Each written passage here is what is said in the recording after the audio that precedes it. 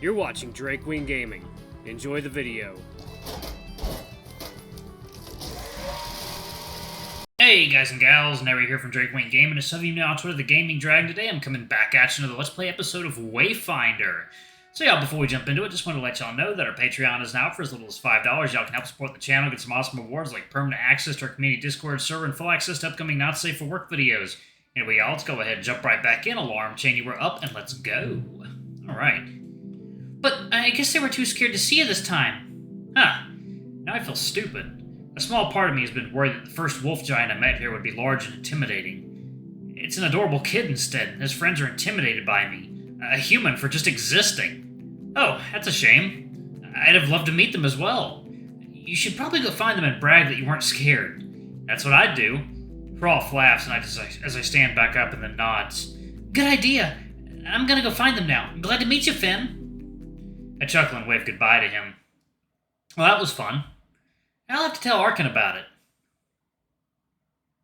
I wait another few minutes for Arkyn to come back. I only just start to worry when I see him jogging back toward me. Hey, sorry it took so long. He's carrying a few empty buckets with him. I didn't mind, but I was starting to worry. He blushes and his eyes hold a small bit of sadness. No, you stuff. Okay, there. Yeah. Okay. You don't have to worry about me, Fynn. It is appreciated, but not necessary. I don't really know how to respond. That doesn't seem like something Arkyn would say. I hope he's doing all right. Right.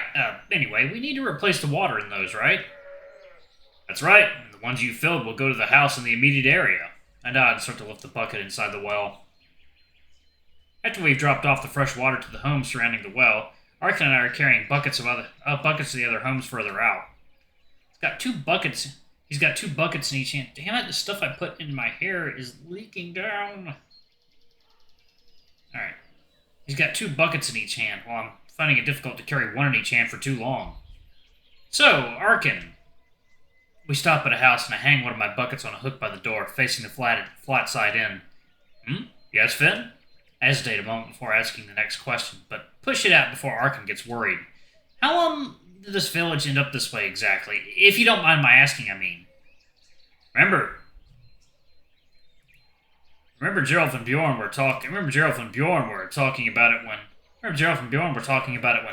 It's really not that bad, Fynn. You really don't need to worry. I'm gonna... speed down a bit. Okay. There it goes again. A sad look. He's trying to hide it fast, but I notice it before he forces a smile. He's almost in denial about things being as bad as they seem. We stop at another house. I put my other bucket on another hook. Does he do this every day? Has that sadness been there this whole time? Was I just not looking closely enough? He's just walking and carrying his bucket. No, the villagers' buckets on his shoulders. More than that, he's carrying their future. Maybe he was never as dense as I thought. Ark. I stop us moving forward. He looks at me, then his eyes hide from my gaze for a second. I'm here to talk about it whenever you're ready to. I pat his shoulder with my free hand and then take one of the buckets out of each of his hands to help lighten the load. He looks at me and smiles. This one is genuine. After about an hour of helping Arkyn wrangle sheep for one villager, chop firewood for another, and ensuring there are no others in need, Arkyn and I return to his home. It looks so much more modern than the homes in the village, which I'm curious about, but Arkyn hadn't suggested he's ready to talk, so I decide not to push the topic. I trail behind Arkyn and look over the flowers planted outside the door to his room. Arkyn doesn't seem to have any gardening materials, so maybe he uses magic to keep them healthy. I see him unlocking the door and he slides it open. He turns towards me and smiles, motioning inward and leaving space for me to move through the door past him. The two of us are in the house. Arkyn closes the door behind us. I'm happy to get back inside of the warmth. I sit on his bed and he sits down beside me. The two of us exhale together. I can hear the muffled sounds of a frying pan coming from outside the other door, and whatever is being cooked fills the room with a mouth-watering aroma. Guess my mother is cooking already. I smile wide. I hadn't realized it, but I am pretty hungry. Wow, it smells fantastic. Am I going to fall in love with her food and never want to leave? Has that been your evil plan all along? Arkyn smiles back and rubs his hands together. Mwahahaha. You figured out my ploy, but it's far too late. We chuckle together, and I turn toward him as we're smiling. And then, he isn't smiling. But he's still happy, and his eyes betray a gentle warmth.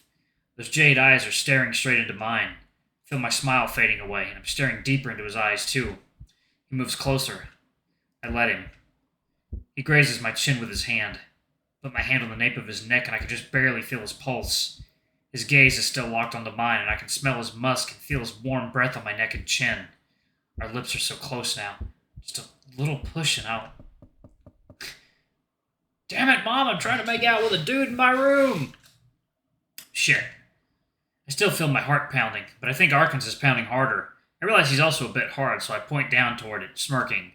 Arkyn blushes, and as I'm about to open up the door, he takes a pillow and rests it on his lap, leaning into it naturally. Clever man. I like how it looks like she has a mustache. I open the door to see another handsome... Oh! I thought that was his mom for a second. I open the door to see another handsome wolf giant waiting there. He opens his mouth as though he's going to speak, but then his eyes meet mine, and instead he squeaks. Hello? I smile and wave. He moves his eyes quickly while frozen in place, looks to me, over to Arkyn, back to me, looks me up and down really quickly, and finally back to Arkyn. Eric, you can say hi back. Fynn doesn't bite. Hi. Well, that's a start, I suppose. He's a bit shy. Please forgive him. I turn back to Arkyn and smirk. Shy and very mysterious since you haven't told me about him in any capacity.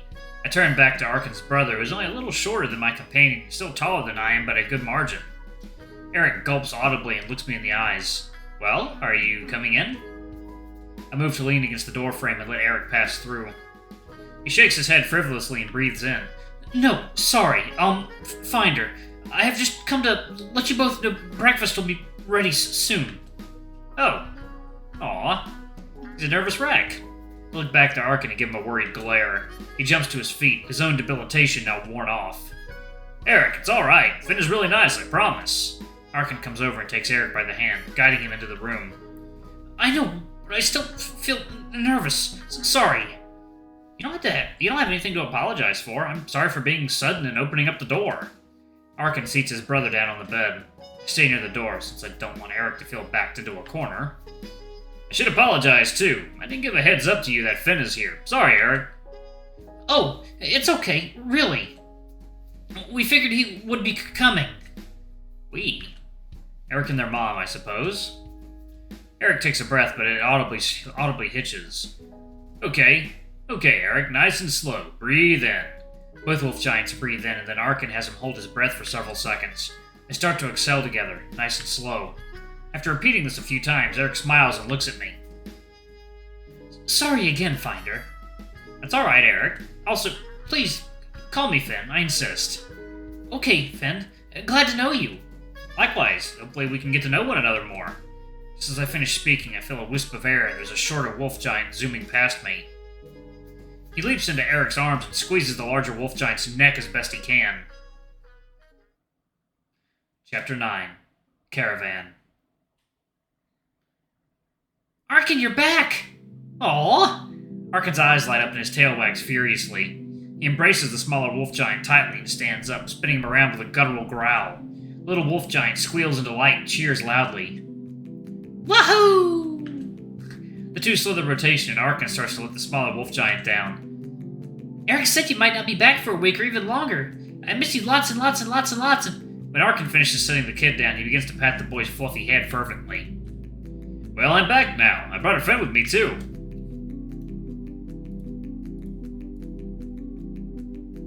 Under the furious assault of head pats, the small wolf giant's eyes meet mine. Then I recognize him. The small wolf giant detaches Arkyn's hand from his head and looks at me in shock. He excitedly jumps up and down in place and points towards me. Fynn! Arkyn was your friend all along? Rolf, you know Fynn? Arkyn looks at me with shock, and I immediately remember what I had forgotten to do. Oh, yeah, I suppose I didn't mention that to you, did I, Arkyn? We met at the well while you were gone. You two are brothers. You two are brothers? Arkyn nervously chuckles and glances toward me. Well, yeah, Rolf and Eric are my younger brothers. I guess this is your official introduction. Guys, this is Fynn. Arkyn's happy-go-lucky demeanor has all but slipped away. His voice is calmer and a bit sentimental. He's a very good person, one I hope you'll both treat with respect. He means a lot to me, so please. Rolf and Eric nod and bow lightly, which catches me off guard. What? You don't need to bow. Actually, we do. What? Noticing my confusion, Arkyn's eyes widen at some realization. Oh, that isn't important right now. I shake my head and look Eric in the eyes. What do you mean, Eric? Oh, well, as a finder from the mortal realm, you are officially of a higher status than most people here. I'm silent. The room is silent. But I can suddenly hear my own heartbeat. What? My breathing shortens. You're a finder from Midgard, so you can help us choose...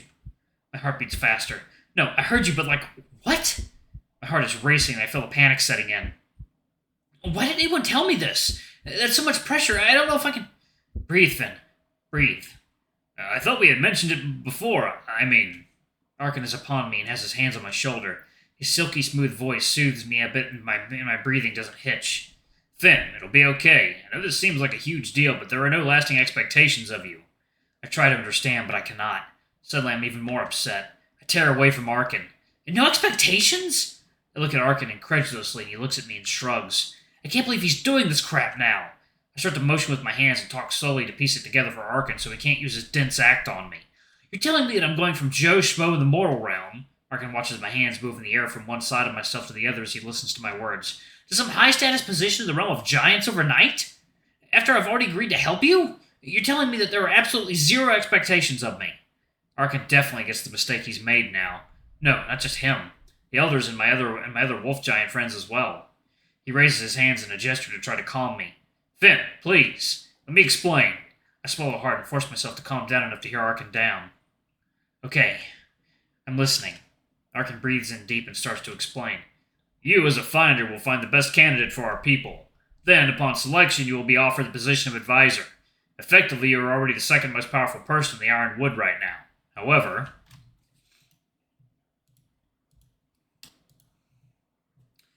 Fynn, it's entirely optional for you to take this position. Nobody's going to force you to, and if anything, I'm sure the elders fully expect you to turn it down. I'm calming down, my hands and feet are sweating, and I feel numb. Suddenly I feel something around my waist. I look down and see Rolf hugging me. Rolf, thank you. Heh, seems he's fond of you. Rolf is a good judge of character, so if he likes you, then you're definitely a good person. I don't mean to interrupt, but... We turn to Eric. Mother asked me to come get you for breakfast. Oh, yeah! She sent me to see what was taking so long. I chuckle at the situation, now sufficiently calmed. I turn to Arkyn as his eyes meet mine. I give him a gentle nod. You and I will talk about this later. He struggles to meet my gaze and nods before turning and heading through his bedroom door. Eric and Rolf also leave through the door, with Rolf stopping and turning back towards me, beckoning for me to follow. I do. I walk into the main living space of Arkyn's home, to the smells and sounds of delicious food being prepared. Arkyn is invisible past the kitchen bar counter, helping an older wolf giant woman with light brown fur and finishing up the cooking. Eric and Rolf are setting the table with dishes and utensils, and I stand by awkwardly. I move toward the kitchen counter. Hello, my name is Fynn. I am Arkyn's friend. Is there anything I can help with? Alright, y'all, I'm going to pause it right there. Thank y'all so much for watching. Don't forget to like, comment, subscribe, ring that notification bell, and check out our Patreon if you can. It always helps. Before I go, I'm going to give a quick shout out to our lovely bronze tier patrons. Thank y'all for all you do for the channel. We greatly appreciate your support. Thank you to our silver tier patron, Cade Silverman. Thank you for going a bit above and beyond. It's greatly appreciated. Thank you to our gold tier patron, Amr. You're awesome. We love you. Thank you for subbing to our ultimate tier anyway. If y'all want to get your names in the credits, get access to not safe for work contents as low as $5. Alrighty, I love you all, and I'll see you all in the next video. Bye-bye.